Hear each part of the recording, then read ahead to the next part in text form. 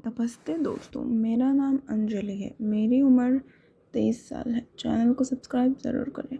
मैं एक छोटे से गांव में अपने ससुराल में रहती हूँ। शादी को अभी सिर्फ 7 महीने हुए हैं। मेरा पति राजेश दिल्ली में नौकरी करता है। महीने में 1-2 बार आता है। घर में मेरी सास, ससुर और देवर राहुल रहते हैं। ससुर जी का नाम श्याम सिंह है। उम्र करीब 57 साल। गांव के लोग उन्हें बहुत इज्जत देते हैं क्योंकि वे पुराने ज़माने के इंसान हैं। सख्त लेकिन दिल के बहुत साफ। सास थोड़ी बीमारी से परेशान रहती है, इसलिए घर का बहुत काम मुझे ही संभालना पड़ता है। देवर राहुल 29 साल का है, पढ़ाई कर रहा है, हमेशा मस्ती में रहता है। शादी के कुछ दिन बाद ही मैं घर की दिनचर्या में फिट हो गई थी। सुबह जल्दी उठकर चाय बनाना, फिर ससुर जी के लिए उनका पुराना रेडियो ऑन करना। वे रोज़ एक सुबह गांव की खबरें सुनते हैं। एक सुबह मैं उनके कमरे में चाय लेकर गई। उन्होंने मुझे देखा और मुस्कुराते हुआ कहा, अंजलि बेटा, आज तुम्हारी चाय में थोड़ी सी अदरक ज़्यादा डाल देना, ठंड लग रही है। मैं उनके पास बैठ गई और बात करने लगी। उन्होंने अपनी पुरानी कहानी सुनाई। जब वे जवान थे तब गांव में कैसे पानी की टैंकी बनवाई थी। बात करते करते उनका हाथ मेरा हाथ से छू गया। जब मैं कप रख रही थी, वे तुरंत पीछे हट गए और बोले, अरे गरम कप है, हाथ जल ना जाए। उस वक्त मैंने कुछ नहीं सोचा, लेकिन दिल में एक अजीब सी गर्मी महसूस हुई। ससुर जी इतने केयरिंग हैं कि कभी कभी लगता है जैसे मेरा अपना बाप। उस दिन शाम को राहुल घर आया। कॉलेज से लौटा था, थका हुआ। मैंने उसके लिए दूध गर्म कर रही थी।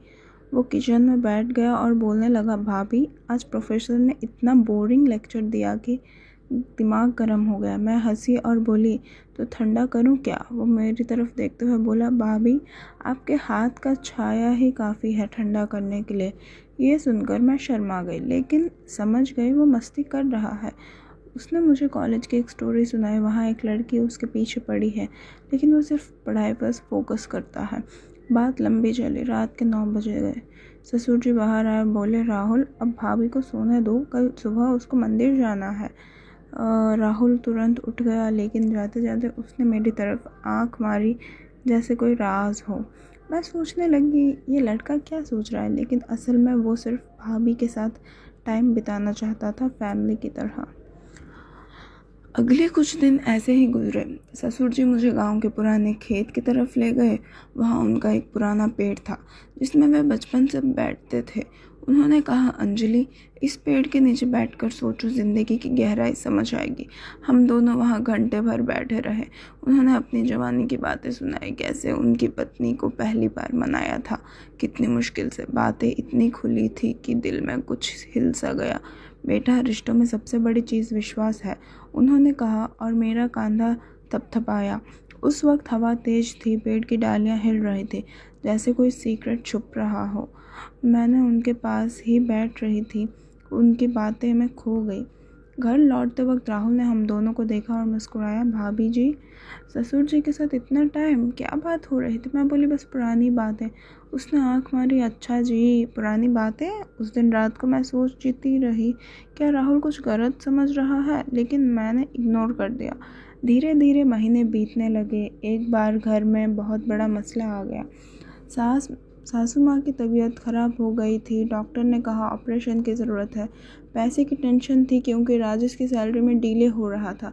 ससुर जी रात भर सोचते रहे। मैं उनके पास बैठती, उनका हाथ पकड़कर बोलती, ससुर जी, मैं कुछ मदद करूं? उन्होंने मुझे देखा, आंखों में आंसू थे। बेटा, तुम तो अभी नहीं हो, इतनी बड़ी जिम्मेदारी मत लो। लेकिन मैंने जोर दिया।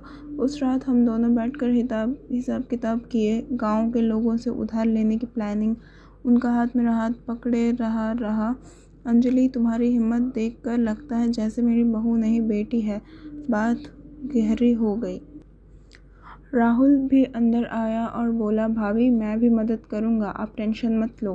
तीनों बैठकर रात के 2 बजे तक बातें कर रहे। राहुल ने मुझे चुपके से कहा, भाभी, अब इतनी अच्छी हो, कभी कभी लगता है मैं भी ऐसा घर बसाना चाहता हूँ। उसके शब्दों में एक अलग सी वार्मथ थी, जो अलग दिमाग वालों को कुछ और समझ आ सकती थी, लेकिन असल में वो सिर्फ फैमिली सपोर्ट था। उस मसले के बाद घर का माहौल बदल गया। ससुर जी मुझे हर चीज़ सिखाने लगे, जैसे गांव में पुराने तरीके से मिट्टी के बर्तन बनाना जो उनके दादाजी ने बताया था। हम दोनों बैकयार्ड में काम करते, मिट्टी गीली करके शेप देते।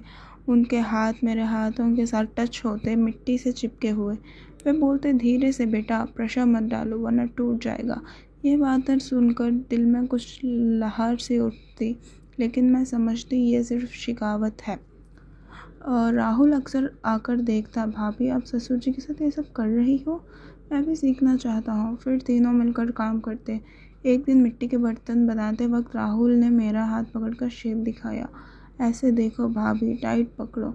मैं शर्मा गई। ससुर जी हंसे और बोले, राहुल सीख लो, एक दिन तुम्हारी भी बहू आएगी।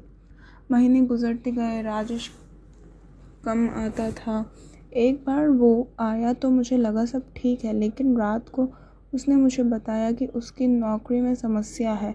मैं परेशान हो गई। अगले दिन मैं ससुर जी के पास गई। उन्होंने मुझे अपने पुराने एल्बम दिखाए, उनकी शादी के फ़ोटोज़, जवानी के दिन। बातें करते करते उन्होंने कहा, अंजलि, पति परमेश्वर होता है, लेकिन कभी कभी परिवार भी सहारा बन जाता है। उनका हाथ मेरा सर पर था, प्यार से। उस वक्त राहुल बाहर से आया और हम दोनों को देखा। उसने कुछ नहीं कहा, बस मुस्कुरा दिया।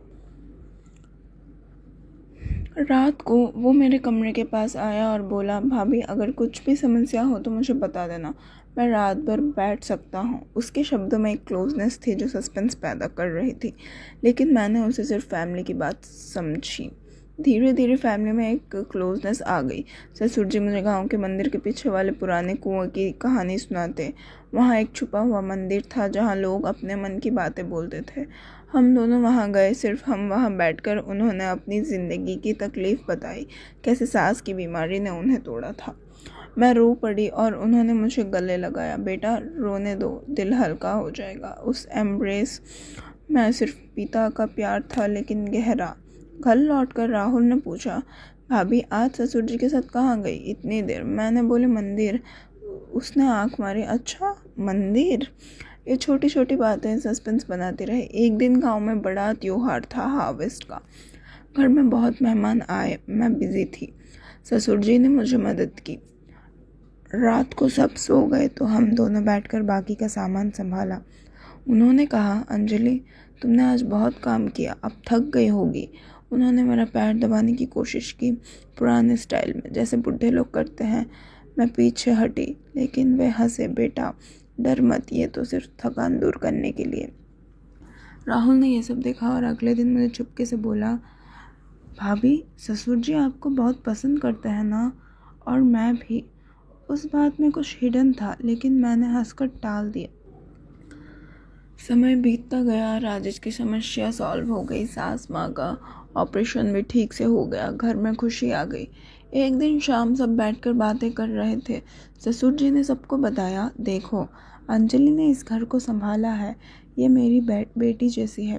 राहुल ने भी कहा, भाभी आपके बिना ये घर अधूरा था। मैं इमोशनल हो गई। अब कहानी का असली मोड़।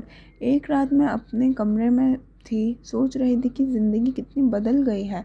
ससुर जी आए और मुझे एक पुराना लेटर दिया जो उन्होंने सास माँ को लिखा था शादी से पहले। उसमें लिखा था, रिश्ते निभाने के लिए शारीर नहीं दिल चाहिए। उस लेटर को पढ़कर मैं समझ गई कि सारे मिसअंडरस्टैंडिंग सिर्फ मेरे दिमाग में थे। ससुर जी असल में एक महान इंसान जो बहू को बेटी समझते थे। राहुल भी सिर्फ बड़ा भाई बनने की कोशिश कर रहा था अपनी मस्ती में। फिर ट्विस्ट आया। कुछ महीने बाद पता चला कि राजेश बाहर किसी और से चक्कर में था। मैं टूट गई। ससुर जी ने मुझे संभाला, बेटा छोड़ दो उसको, हम सब हैं। राहुल ने भी सपोर्ट किया। तीनों मिलकर मुझे नई हिम्मत दी। मैंने फैसला किया कि मैं इस घर में ही रहूँगी, पति के बिना। ससुर जी ने मुझे अपना हिस्सा प्रॉपर्टी में लिख दिया और बोला, ये घर तुम्हारा है। राहुल ने वादा किया कि वो पढ़ लिख कर घर संभालेगा। अंत में सब ठीक हो गया। राजेश वापस आया, माफ़ी मांगी, लेकिन मैंने माफ़ कर दिया, पर शर्त पर, फैमिली फर्स्ट। आज हम सब खुश हैं। ये कहानी सिखाती है कि रिश्तों में विश्वास और समझ सबसे बड़ी चीज़ है। बाहर से जो कुछ भी लगे, अंदर से अगर दिल साफ़ हो तो अच्छा ही होता है। लोग भी इस कहानी को पढ़कर सोचते होंगे कि असल ज़िंदगी में ऐसा ही होता है, प्यार और इज़्ज़त का। दोस्तों, ये थी मेरी लंबी कहानी। उम्मीद है कि आप सबको पसंद आई। चैनल को सब्सक्राइब ज़रूर करें।